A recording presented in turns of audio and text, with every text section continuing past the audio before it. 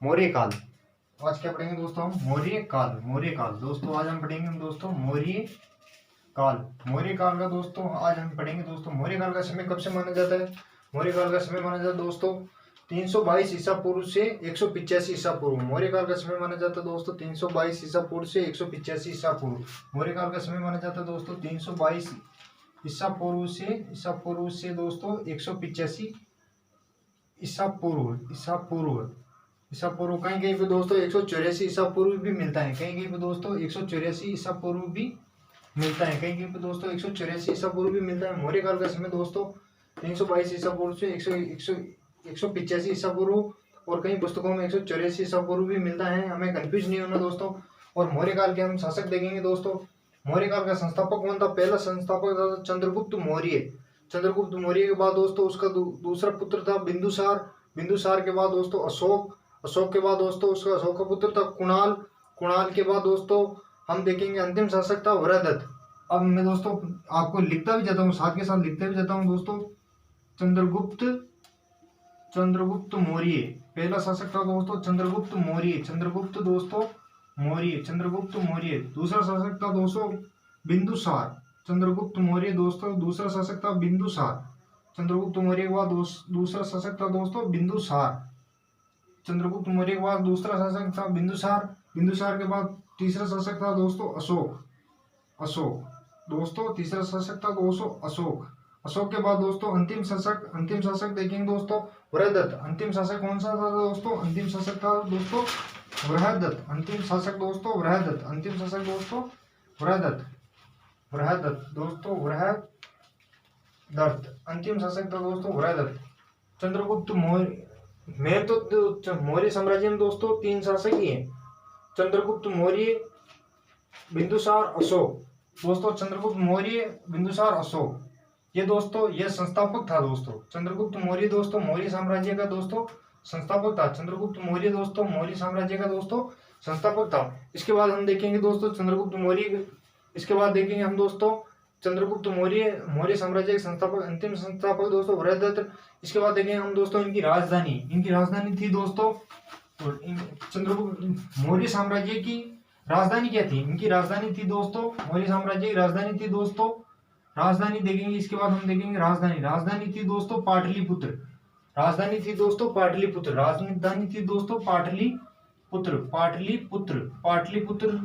पाटलिपुत्र जो वर्तमान में कहाँ है? वर्तमान का दोस्तों पटना शहर। वर्तमान का पटना शहर। वर्तमान का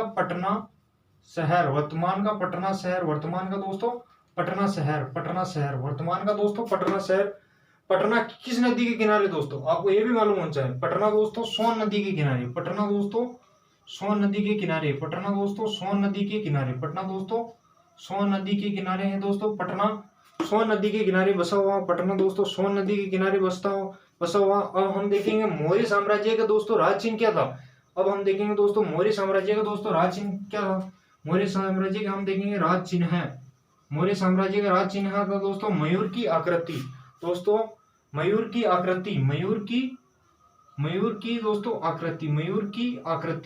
मौर्य साम्राज्य का दोस्तों यह चिन्ह था। राज चिन्ह दोस्तों मयूर की आकृति। राज चिन्ह दोस्तों मयूर की आकृति। इसके बाद हम देखेंगे दोस्तों मौर्य साम्राज्य की हमें जानकारी कहाँ से प्राप्त होती है।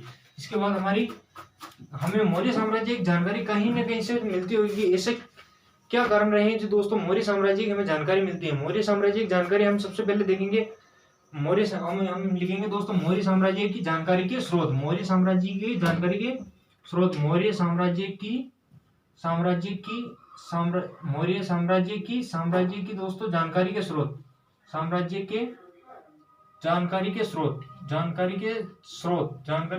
दोस्तों मौर्य साम्राज्य की जानकारी के स्रोत देखेंगे। पहले स्रोत में दोस्तों मुद्रा राक्षस दोस्तों मुद्रा राक्षस के लेखक दोस्तों विशाख दत्त। मुद्रा राक्षस के लेखक दोस्तों विशाख दत्त। मुद्रा राक्षस के लेखक दोस्तों विशाख दत्त। मुद्रा राक्षस में दोस्तों मौर्य काल का दोस्तों वर्णन में मिलता है। मुद्रा राक्षस में दोस्तों चंद्रगुप्त मौर्य के लिए वर्सल शब्द का प्रयोग किया गया है। वर्सल शब्द का अर्थ होता है निम्न जाति में पैदा होने वाले। वर्सल शब्द का अर्थ होता है निम्न जाति में पैदा होने वाला। इसके बाद हमें अगली जानकारी मौर्य साम्राज्य की हमें कहाँ से मिलती है दोस्तों, इंडिका। इंडिका दोस्तों, इंडिका के लेखक दोस्तों मेगस्थनीज। इंडिका के लेखक दोस्तों मेगस्थनीज। मेगस्थनीज ने दोस्तों इंडिका लिखी थी। मेगस्थनीज ने दोस्तों इंडिका लिखी थी। मेगस्थनीज ने दोस्तों इंडिका लिखी थी। इसमें मौर्य साम्राज्य की जानकारी मिलती है। मौर्य साम्राज्य की जानकारी मिलती है दोस्तों। इसमें दोस्तों मौर्य साम्राज्य की जानकारी मिलती है। मौर्य समाज की, तत्कालीन समाज और उनकी अर्थव्यवस्थाओं की जानकारी दोस्तों इंडिका नामक पुस्तक में मिलती है। इसके बाद हम अगली पुस्तक देखेंगे दोस्तों। अगली हमारी मौर्य साम्राज्य की जानकारी के स्रोत कौन से थे दोस्तों, इसके बाद हम अगली जानकारी के स्रोत देखेंगे बौद्ध साहित्य। बौद्ध ग्रंथों में भी दोस्तों मौर्य साम्राज्य की जानकारी मिलती है। बौद्ध ग्रंथों में भी दोस्तों मौर्य साम्राज्य की जानकारी मिलती है। बौद्ध ग्रंथों में मौर्य साम्राज्य, इसमें सहीली अनुश्रुति दोस्तों, इसमें भी दोस्तों मौर्य साम्राज्य की जानकारी के स्रोत प्राप्त होते हैं। सहीली अनुश्रुति। इसके बाद हम देखेंगे दोस्तों, सहीली अनुश्रुति के बाद हमारी अगली है दीपवंश और महावंश। दीपवंश और महावंश में भी दोस्तों मौर्य साम्राज्य की जानकारी हमें प्राप्त होती है। दीपवंश और महावंश में भी दोस्तों बौद्ध ग्रंथों में दोस्तों सहीली अनुश्रुति और दीपवंश और महावंश में भी दोस्तों मौर्य साम्राज्य की हमें जानकारी प्राप्त होती है। इसके बाद हम अगली देखेंगे दोस्तों जैन ग्रंथों में भी दोस्तों मौर्य साम्राज्य की जानकारी के स्रोत मिलते हैं। जैन ग्रंथ। इसके बाद हम देखेंगे जैन ग्रंथ दोस्तों। इसके बाद हम देखेंगे जैन ग्रंथ में भी दोस्तों मौर्य साम्राज्य की जानकारी के स्रोत मिलते हैं। जैन ग्रंथ कौन कौन से हैं दोस्तों, मैं आपको बता देता हूँ दोस्तों। कल्पसूत्र में भी दोस्तों मौर्य साम्राज्य की जानकारी के स्रोत मिलते हैं। कल्पसूत्र। इसके बाद हम देखेंगे परिशिष्ट पर्वन में भी दोस्तों मौर्य साम्राज्य की जानकारी हमें प्राप्त होती है कि मौर्य समाज में क्या था, उसमें मौर्य समाज के बारे में जानकारी मिलती है। इसके बाद हम देखेंगे विष्णु पुराण जिस पर श्रीधर पाठक ने टीका लिखा था। विष्णु पुराण में भी दोस्तों जिस पर श्रीधर ने टीका लिखा था। जिस पर श्रीधर ने दोस्तों टीका लिखा था। यहाँ से भी हमें मौर्य समाज की जानकारी मिलती है। यहाँ से भी हमें मौर्य समाज की जानकारी मिलती है दोस्तों। इसके बाद हमें और मौर्य साम्राज्य की जानकारी और कहाँ से मिलती है, एक मेन पुस्तक है दोस्तों अर्थशास्त्र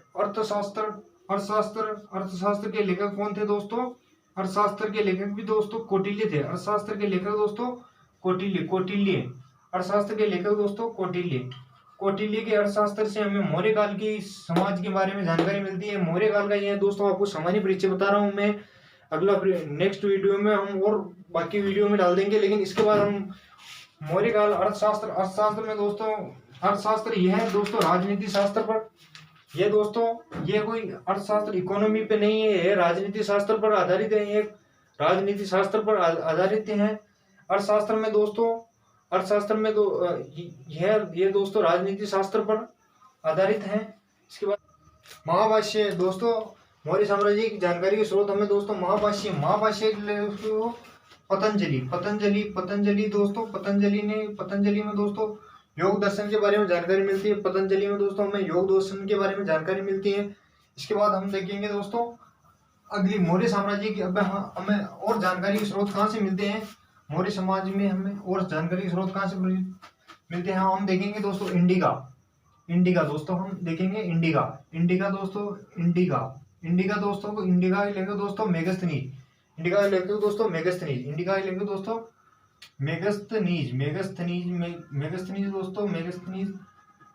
दोस्तों ये इंडिका के लेखक थे। मेगस्थनीज दोस्तों इंडिका के लेखक थे। ये सीरिया शासक सेल्यूकस के राजदूत थे जो चंद्रगुप्त मौर्य के दरबार में आया था। यह भारत आने वाला प्रथम राजदूत था दोस्तों। इंडिका को अंग्रेजी में अनुवाद 1891 में मैक क्रिंडल ने किया। मेगस्थनीज ने भारत की 58 नदियों का उल्लेख किया है। मेगस्थनीज ने भारतीयों को वीर और साहसी बताया है। मैं दोस्तों आपको लाइनें बोली वो लिखा देता हूं दोस्तों। इसके बाद हम देखेंगे साथ के साथ मैं आपको लिखाता भी जाता हूं दोस्तों। यह दोस्तों इंडिका के लिखे दोस्तों मेगस्थनीज दोस्तों ये सीरिया शासक ये है सीरिया शासक, सीरिया शासक, सीरिया शासक सेल्यूकस, सेल्यूकस का राजदूत था, सेल्यूकस का राजदूत था दोस्तों। ये सीरिया शासक सेल्यूकस का राजदूत था, सीरिया शासक सेल्यूकस का राजदूत था दोस्तों। ये भारत आने वाला प्रथम राजदूत था। ये दोस्तों भारत आने वाला प्रथम राजदूत था, भारत आने वाला दोस्तों प्रथम राजदूत था, भारत आने वाला दोस्तों प्रथम प्रथम राजदूत, प्रथम राजदूत दोस्तों कौन था दोस्तों? मेगस्थनीज, मेगस्थनीज दोस्तों भारत आने वाला प्रथम राजदूत, मेगस्थनीज दोस्तों भारत आने वाला प्रथम राजदूत दोस्तों, मेगस्थनीज दोस्तों भारत आने वाला प्रथम राजदूत, मेगस्थनीज दोस्तों भारत आने वाला प्रथम। इंडिका का अंग्रेजी में अनुवाद किसने किया था? इंडिका का दोस्तों अंग्रेजी में अनुवाद किया था दोस्तों, इंडिका का दोस्तों अंग्रेजी में अनुवाद, इंडिका का दोस्तों अंग्रेजी में अनुवाद मैक क्रिंडल ने किया था।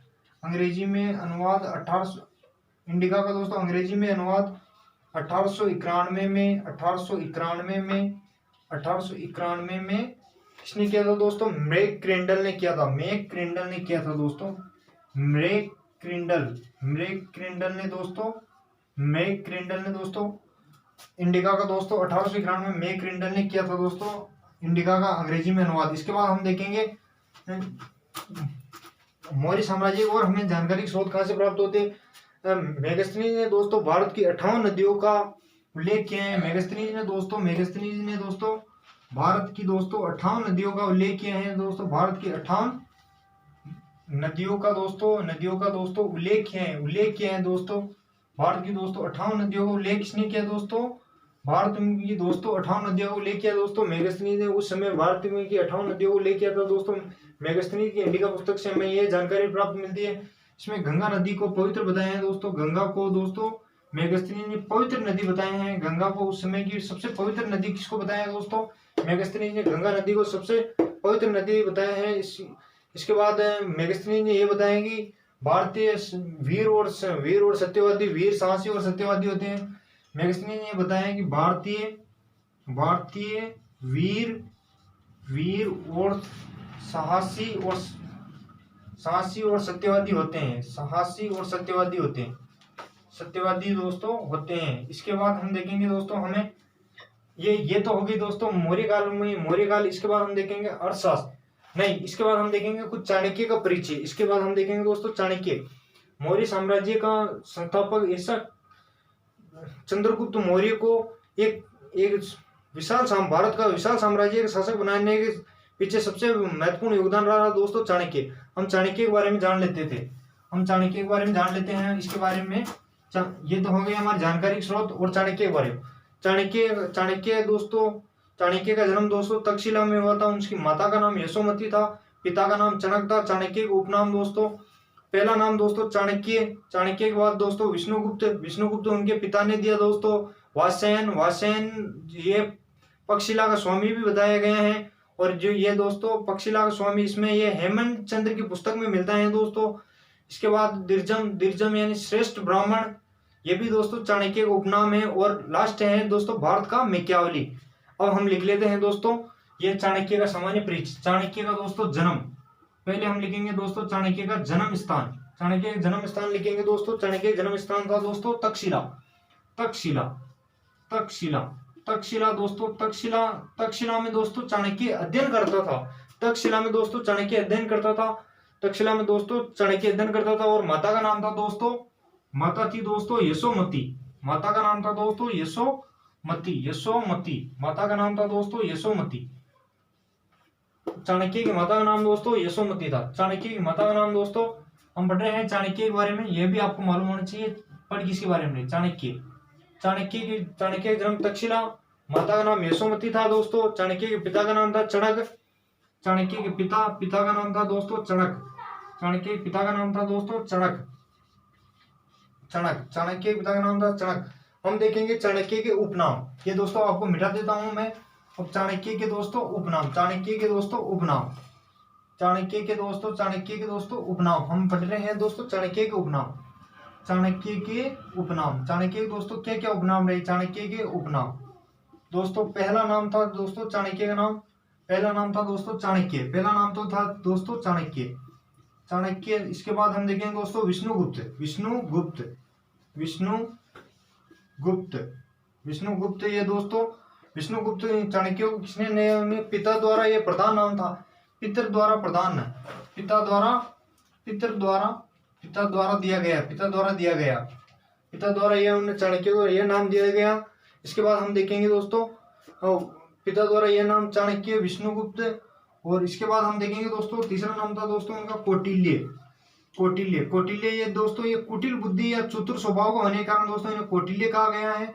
इसके बाद हम देखेंगे इनका अगला नाम है वात्स्यायन। क्या नाम था दोस्तों? वात्स्यायन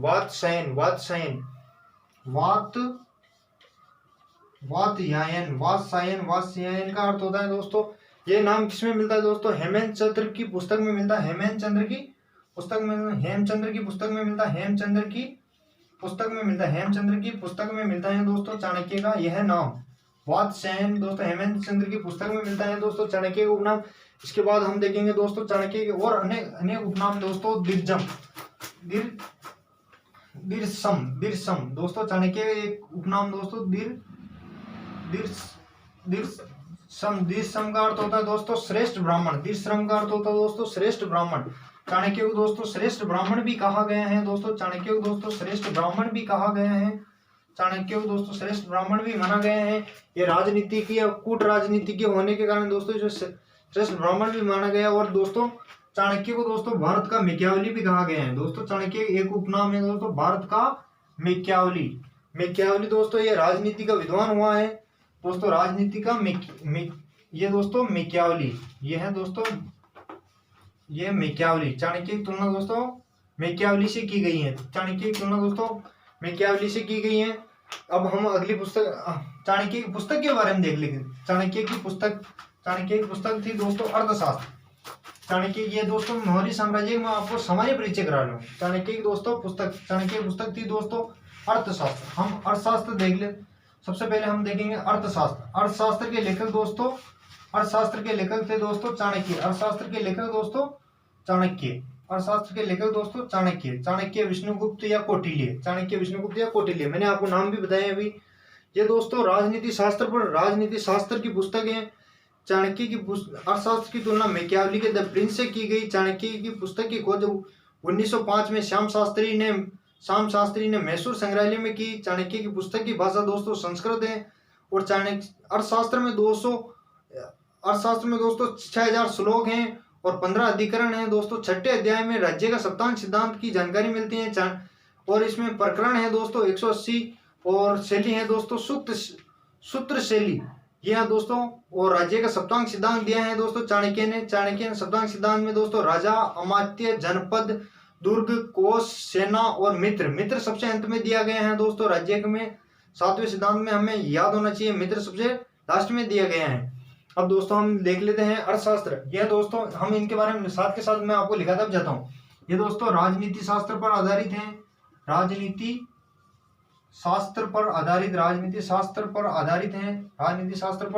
हैं दोस्तों। चाणक्य की ये पुस्तक दोस्तों राजनीति शास्त्र पर आधारित है। और इसकी तुलना किससे की गई दोस्तों? तुलना भी देखनी चाहिए। तुलना दोस्तों मैकियावली की द प्रिंस से की गई है। मैकियावली के द प्रिंस से की गई। मैकियावली की पुस्तक दोस्तों द प्रिंस। मैकियावली की पुस्तक दोस्तों द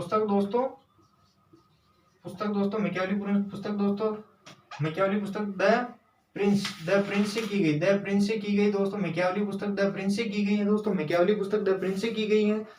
और इसकी खोज दोस्तों 1905 में श्याम शास्त्री ने मैसूर संग्रहालय में की दोस्तों। इसकी खोज दोस्तों हम ये भी देख लेते, इसकी खोज किसने की थी दोस्तों? अर्थशास्त्र की खोज की दोस्तों 1905 में श्याम शास्त्री ने मैसूर संग्रहालय में खोज की थी। श्याम शास्त्री ने दोस्तों मैसूर संग्रहालय में खोज की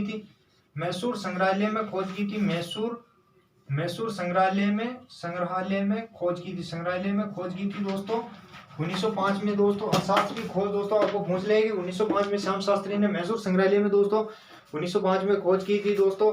अर्थशास्त्र की भाषा दोस्तों संस्कृत थी। अर्थशास्त्र की भाषा कौन सी थी दोस्तों? अर्थशास्त्र की भाषा थी दोस्तों संस्कृत। अर्थशास्त्र आपको पूछ लेगी दोस्तों अर्थशास्त्र की किस भाषा में लिखी गई है दोस्तों? ये संस्कृत भाषा में लिखी गई है दोस्तों। और अर्थशास्त्र में हमें अर्थशास्त्र में हमें श्लोकों की संख्या पूछ ले, अर्थशास्त्र में हमें श्लोकों की संख्या पूछ ले तो अर्थशास्त्र में श्लोक कितने हैं दोस्तों? अर्थशास्त्र में हमें श्लोकों की संख्या है दोस्तों, श्लोक दोस्तों अर्थशास्त्र में है 6000। अर्थशास्त्र में श्लोक कितने हैं दोस्तों? 6000। हमें ये याद होना चाहिए अर्थशास्त्र में श्लोक कितने हैं दोस्तों? 6000। और इसके बाद हम देखेंगे दोस्तों अधिकरण कितने हैं दोस्तों? अधिकरण है दोस्तों 15। अधिकरण है दोस्तों 15। अधिकरण है दोस्तों 15। अधिकरण है दोस्तों इसके बाद 15। अधिकरण के बाद हम देखेंगे दोस्तों प्रकरण है 180। प्रकरण है दोस्तों 180। प्रकरण है दोस्तों 180। प्रकरण है दोस्तों 180। 180।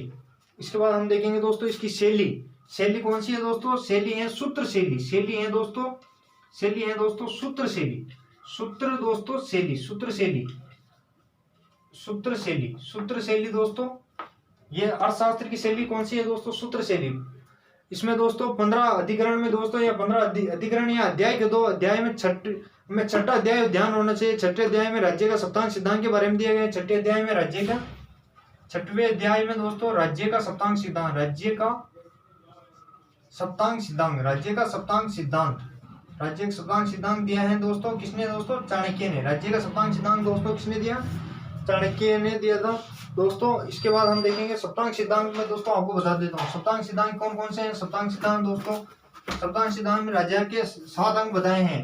राजा के दोस्तों 7 अंग बताए हैं। पहला है दोस्तों राजा, राजा, राजा। राजा के बाद देखेंगे दोस्तों अमात्य, अमात्य के 2 या दोस्तों मंत्री परिषद के 2, अमात्य के 2 या दोस्तों मंत्री परिषद के 2, अमात्य या मंत्री परिषद दोस्तों, अमात्य या मंत्री परिषद, मंत्री परिषद, अमात्य मंत्री परिषद, अमात्य या मंत्री परिषद के 2 मंत्री परिषद के बाद हम देखेंगे दोस्तों सेना, सेना, सेना के बाद हम देखेंगे दोस्तों दुर्ग, दुर्ग, दुर्ग के बाद देखेंगे दोस्तों हम देखेंगे दोस्तों चाणक्य ने दोस्तों राजा के सप्तांग सिद्धांत में हमें यह बताया है कि दोस्तों राजा को किस प्रकार होना। राजा का पहला कर्तव्य है कि वह अपनी प्रजा की रक्षा करे। राजा का पहला कर्तव्य है कि वह अपनी प्रजा की रक्षा करे। अमात्य राजा के लिए उच्च मंत्रियों की नियुक्ति के लिए, राजा की उच्च मंत्री की नियुक्ति के लिए किया गया है। मंत्री परिषद की अधिकतम संख्या दोस्तों, मंत्रियों की अधिकतम संख्या 3 व 4 बताई गई है। मंत्रियों की अधिकतम संख्या दोस्तों 3 व 4 बताई गई सप्तांग सिद्धांत में। और उसमें यह बताया गया दोस्तों मौर्य सप्तांग सिद्धांत में दोस्तों राजा के लिए सेना भी होना चाहिए। पैदल सेना, अश्वरोही, गजारोही आदि सेना के बारे में दिया गया है। इसके बाद हम देखेंगे दोस्तों दुर्ग। कौटिल्य ने दुर्गों के दोस्तों कितने प्रकार बताए? कौटिल्य ने दुर्गों के दोस्तों 4 प्रकार बताए। इसके बाद हम देखेंगे दोस्तों कोष। इसके बाद हम देखेंगे दोस्तों सप्तांग सिद्धांत में अगला कौन सा है दोस्तों? कोष। कोष दोस्तों सप्तांग सिद्धांत में अगला है दोस्तों कोष। राजा के लिए जिस प्रकार सोना चांदी आदि राज्य सोना चांदी आभूषणों से भंडार होना चाहिए दोस्तों, और सोना चांदी से भरपूर होना चाहिए। और इसमें हम अगला देखेंगे दोस्तों जनपद, जनपद, जनपद के बाद दोस्तों 7वां देखेंगे दोस्तों मित्र, 7वां दोस्तों मित्र, मित्र सबसे लास्ट में होता है दोस्तों। सप्तांग सिद्धांत में दोस्तों जनपद कितने थे? मौर्य काल में 16 महाजनपद थे दोस्तों, 16 महाजनपद थे, 16 दोस्तों महाजनपद थे दोस्तों, 16 महाजनपद थे दोस्तों। महाजनपदों की सूची में बौद्ध ग्रंथों के अंगुत्तर निकाय में मिलती है, बौद्ध ग्रंथ के अंगुत्तर निकाय में मिलती है। और हम देखेंगे मौर्य काल की हमें जानकारी के स्रोत ये है दोस्तों राज्य के सप्तांग सिद्धांत। अब मौर्य को किस विद्वान ने किस प्रकार के बताया है? मौर्य जाति के बारे में देखेंगे। मौर्य जाति की उत्पत्ति के मत, मौर्य जाति की उत्पत्ति के मत, उत्पत्ति के मत देखेंगे दोस्तों। सबसे पहले उत्पत्ति के मत देखेंगे स्पूनर ने दोस्तों मौर्य को किस प्रकार बताया है? इन्हें फारसी जाति का बताया है दोस्तों। मौर्य को फारसी जाति का बताया है दोस्तों। मौर्य को दोस्तों फारसी जाति का मानता है कौन दोस्तों? स्पूनर दोस्तों मौर्य को फारसी जाति का मानता है। स्पूनर मौर्य को फारसी जाति को मानता है। इसके बाद हम देखेंगे ब्राह्मण साहित्य में मौर्य को शूद्र, ब्राह्मण साहित्य इन्हें शूद्र मानता है। मुद्राक्षर में दोस्तों वर्सल शब्द का प्रयोग किया गया है। इसके बाद हम देखेंगे ब्राह्मण साहित्य, इसके ब्राह्मण साहित्य। और इसके बाद देखेंगे हम ब्राह्मण साहित्य या मुद्राराक्षस के लेखक मुद्रा राक्षस में दोस्तों मौर्य के लिए वर्सल शब्द का प्रयोग किया गया है। मुद्रा राक्षस में दोस्तों वर्सल शब्द का प्रयोग, मुद्रा राक्षस में दोस्तों वर्सल शब्द ब्राह्मण साहित्य में दोस्तों इन्हें ब्राह्मण साहित्य इन्हें शूद्र मानता है दोस्तों, शूद्र मानता है। वर्सल का अर्थ होता है निम्न जाति में पैदा होने वाला। इसके बाद हम देखेंगे दोस्तों अगले वीडियो में चंद्रगुप्त मौर्य से। जय हिंद साथियों।